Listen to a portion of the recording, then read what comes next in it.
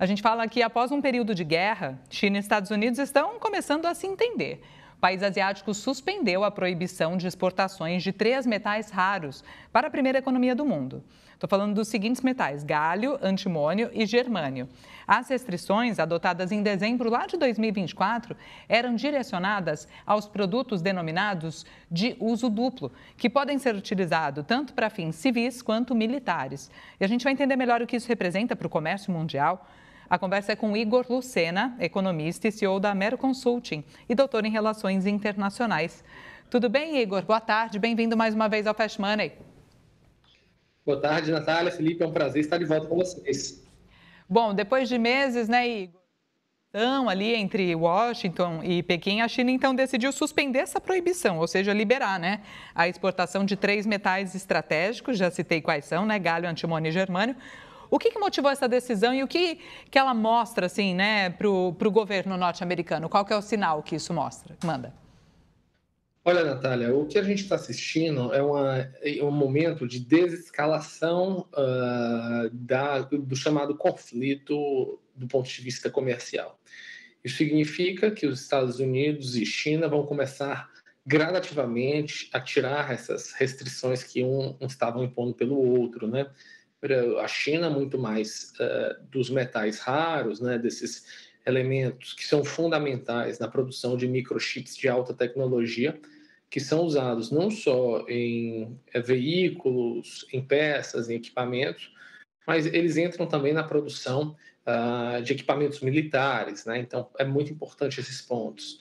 E o segundo ponto é os próprios Estados Unidos também vão diminuir as suas restrições de exportação de softwares e outros equipamentos. Eu vejo isso como um bom sinal. As bolsas dão sinais positivos em relação a esses elementos e mostram que as duas economias são complementares. Até aqui no Brasil, a gente teve um efeito que é o spillover, né, que existiram um questionamento se os veículos brasileiros e as fábricas que importam produtos americanos semi-manufaturados, eles seriam afetados e a gente poderia ter uma paralisação do setor automobilístico brasileiro, mas não é isso que vai acontecer. A gente está vendo uma espécie de salvaguarda. Isso é para todo sempre, Natália? Não.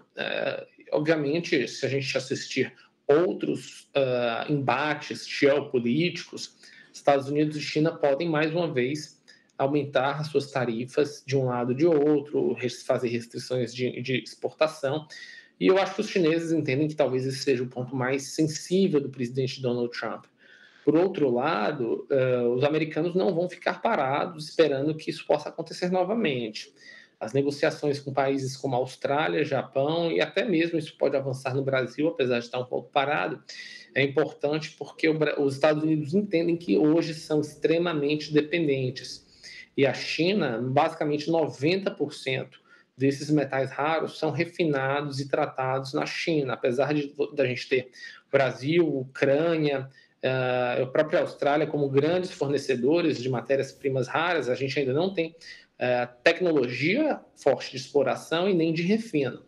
Então é um ponto importante, acho que Xi Jinping também faz um aceno, em um momento que não só Donald Trump está numa situação complicada do ponto de vista de popularidade, precisa melhorar a economia, diminuir o custo de vida americano, mas no lado chinês, Xi Jinping está vendo um crescimento que pode estar abaixo de 4%, um momento deflacionário na economia chinesa. A gente assiste também uma guerra de preços, principalmente no setor automobilístico, extremamente subsidiado, e que os chineses estão tentando evitar que aconteça o que aconteceu no Japão na década de 80, para que a China não entre numa espécie de década perdida, com taxas de crescimento muito baixas. Então, não é do interesse de ninguém que houvesse uma continuidade dessa guerra comercial. Certo, obrigada pela explicação até aqui, né? Felipe, seu ponto agora. Legal, Igor. Boa tarde mais uma vez. Igor, a gente tem acompanhado essa questão das terras raras, né? A China tem usado muito esse poder que ela tem sobre a economia mundial para justamente controlar ali os seus estoques. E a gente vê que dessa vez, apesar de ter sido liberado, os estoques estão muito em menores quantidades, né? Você acredita que isso é uma forma do governo chinês também controlar essas exportações e com isso colocar os Estados Unidos sempre numa posição um pouco mais defensiva, né? Dependendo da China a cada rodada de negociações, por exemplo? Felipe, sim, eu acho que isso tem um sentido, que, de fato, a questão dos estoques baixos tem duas situações, né? Coloca os Estados Unidos numa situação defensiva, ao mesmo tempo, eles diminuem um pouco esses investimentos, porque não há, dentro da própria China, a gente fala de terras raras como se elas fossem em pequena quantidade, né?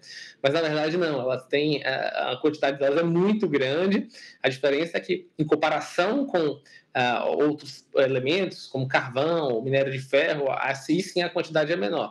Mas também demora muito mais para elas serem utilizadas, há uma demanda na própria China menor, isso mostra um recrudescimento da economia chinesa, e há também uma espécie de demanda específica por esse tipo de produtos. Então, os chineses eles não estão gastando tanto em altos níveis de estoques, porque a economia estava, durante muito tempo, superaquecida do ponto de vista de estoques. A gente viu isso com carros, com imóveis e com outros elementos. Então, a China utiliza também os estoques baixos como uma maneira de pressionar os Estados Unidos. E, lembrando, a China, como sendo um dos grandes players internacionais, quanto menos estoque ela produz e ela tem, maior se torna o preço individual de gramas ou de unidades métricas desses ativos. Então, também serve uma maneira de tornar esses ativos mais caros dentro da sua política de exportação.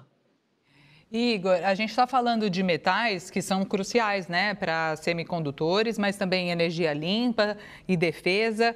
O quão dependente o mundo, especialmente os Estados Unidos, ainda é da China no fornecimento desses insumos? Tem outros players já atuando ou na iminência, né, de entrar nesse jogo? Olha, a China tomou essa decisão há bastante tempo, Natália. Hoje a China tem aí, dentro do ponto de vista de produção, porque a China tem como é que eu posso dizer, um território muito grande. Então, se a gente pegar essas terras raras, esses elementos da terra, a China tem aí algo em torno de 60% a 70% de tudo que foi mapeado hoje no planeta. Depois vem países como o Brasil, a Ucrânia, a própria Austrália, que vem aí numa segunda, terceira, quarta posição. Lembrando, a gente não está com esse mapeamento todo feito, a China se antecipou muito a isso. O grande problema não é nem a possibilidade de existência, né? Porque o Brasil poderia também ser um fornecedor muito grande para os Estados Unidos. O grande problema é que a China controla mais de 90% do processamento desses materiais. Então, não só a escavação, mas também a sua modelagem, a sua transformação em elementos que são diretamente utilizados dentro da indústria. Então, quando você tem um país só que basicamente comanda 90% desses elementos já pré-industriais, por assim dizer, já preparados para a indústria de alta tecnologia, mostra um controle muito grande. A China está com um poder econômico muito grande e isso é complicado porque parte da tecnologia de extração é chinesa, então eles têm uma certa dificuldade para aumentar sua produção em outros países, porque isso diminui sua capacidade geopolítica, mas acho que isso vai mudar. Acho que já há um movimento muito claro dos americanos com outros parceiros internacionais para explorar em outros países do mundo e diminuir essa capacidade de refino da China, que ainda é muito grande. Então, acho que a China tem um poder de mercado grande sobre essas terras raras, mas a tendência é que isso diminua ao longo dos anos, principalmente com parcerias com outros países, né? Brasil, Austrália também muito grande. O Japão não tem tantas terras raras, mas tem tecnologia de exploração. Então, a possibilidade de joint ventures é muito grande no radar nos próximos anos. Certo. Felipe, mais um ponto. Igor, você lembrou bem, né, outros países que têm assim, a possibilidade de minerar as terras raras, mas não é só o fato de existir terras raras no espaço geográfico ali, vamos dizer assim, né? Você também tem aquele processo de mineração e isso a China detém essa tecnologia como ninguém. Quantos anos você acha que serão necessários para que outros países consigam adotar essa tecnologia e conseguir fazer a mineração em seus próprios territórios? Olha, o caso do Brasil é emblemático, né? A gente tem a Vale aí, que tem uma capacidade muito grande de produção de minério de ferro, de zinco e outros elementos, mas ela, por mais que seja uma empresa grande, ela não tem ainda essa capacidade. Empresas brasileiras estariam aí entre 5 a 10 anos para conseguir ter uma capacidade de mercado, de exploração de terras raras e ainda operando no prejuízo sem sabermos um imediato nível de volume para chegar no 0 a 0. Então, o que eu acho que vai acontecer daqui para frente vai ser uma espécie de unidade, de parceria entre países que têm terras raras com empresas internacionais que já têm essa capacidade, mas muitas vezes não têm acesso geográfico a elas.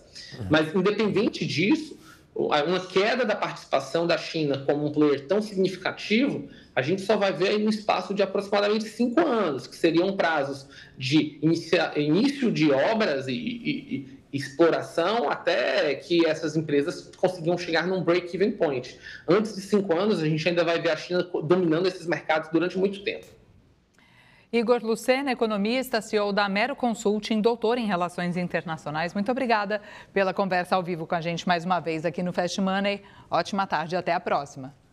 Muito obrigado e boa tarde a todos.